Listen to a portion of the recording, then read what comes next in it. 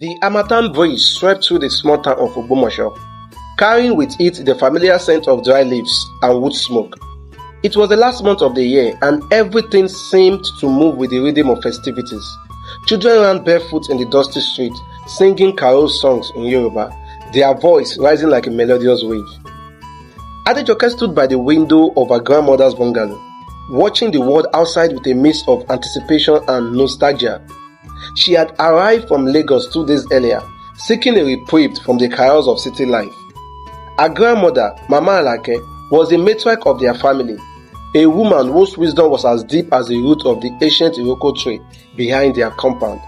Adejoke, Mama Alake caught from the backyard, where she was stoking the fire under a large pot of bubbling soup. "Are you just going to stand there like a statue? Come and help me with the spices now." "I am coming, Mama," Adejoke replied, smiling as she walked towards the backyard. "This December will be one to remember," Mama Alake said, her voice full of conviction.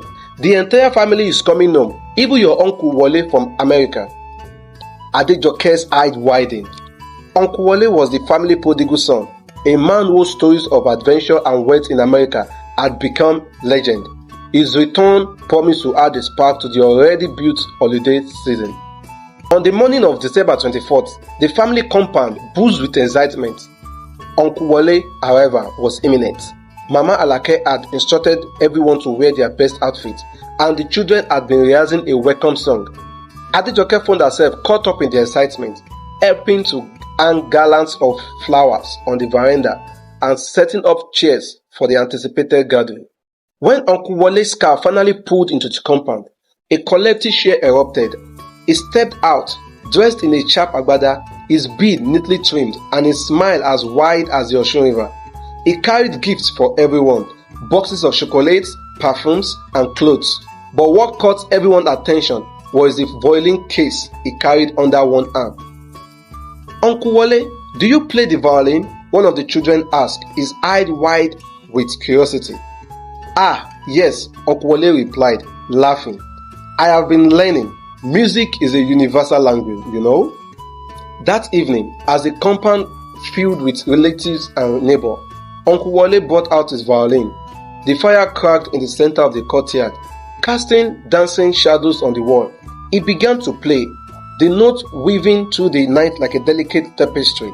It was a blend of classical melody and Yoruba folk tunes, a harmony that bridged continents and generations. As he played, Mama Alake began to tell stories. Her voice, steady and rich, carried the weight of history. But that night, her story took a solemn turn. She called for Adejoke to sit beside her by the fire. "Adejoke," Mama Alake began, her voice low and deliberate. "There is a truth you must know, one that has been hidden from you for so long. You have wondered why, despite your beauty and accomplishment, no suitor has ever stayed." Adejoke's heart sank. She had indeed wondered. Friends and family often whisper about it, but no one had ever dared to say it to her face. "You are destined for something greater than marriage, Adejoke," Mama Alake continued. "In our lineage, there is a sacred role that must be upheld. The matriarch who carries the ancestral box must dedicate her life to preserving our family legacy. Such a person cannot marry or have children of her own." The word hit Ajoke like a thunderclap. She stared at her grandmother in disbelief, her hands trembling. "Mama, this cannot be true. Why me? Why didn't anyone tell me?" "Because we hope the burden will not fall on you," Mama Alake said, her voice tinged with sorrow. "But the signs are clear. The ancestors have chosen you, Adejoke." Adejoke shook her head, tears streaming down her face. She stormed away from the fire, retreating to the solitude of her home.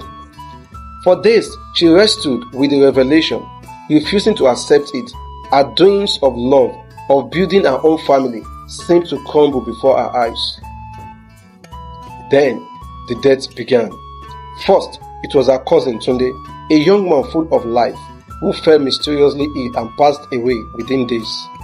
Then, Auntie Ronke, who had always been strong and healthy, suddenly collapsed while preparing food. The family was thrown into chaos. Whispers of curses and ancestral anger spreading like wildfire. "Adejoke, you must accept your destiny," Uncle Wole pleaded one evening, his usual jovial face lined with worries. "More lives will be lost if you do not." The weight of guilt crushed Adejoke. She realized her refusal was not just a rebellion against tradition, but a defiance of force beyond her comprehension. With tears streaming down her face, she went to Mama Alake. "I will do it," she whispered, her voice breaking. "I will accept the burden." The family gathered in the courtyard that night. Adejoke knelt before Mama Alake, who opened the ancestral box and placed her hands on Adejoke's head. "From this day forward, you are the keeper of our legacy," Mama Alake declared, her voice resonating with authority. Adejoke wept openly, her tears reflecting both the pain of her sacrifice and the hope of preventing further tragedy. The family members embraced her one by one, offering words of comfort and gratitude. In the days that followed, the death ceased and a sense of peace returned to the compound. But for Adejoke, the peace was bittersweet. She had saved her family, but at a cost she would carry for the rest of her life. The December that began with celebration had become a turning point, marking her transition into a role she had never imagined, a guardian of history, bound by duty and love.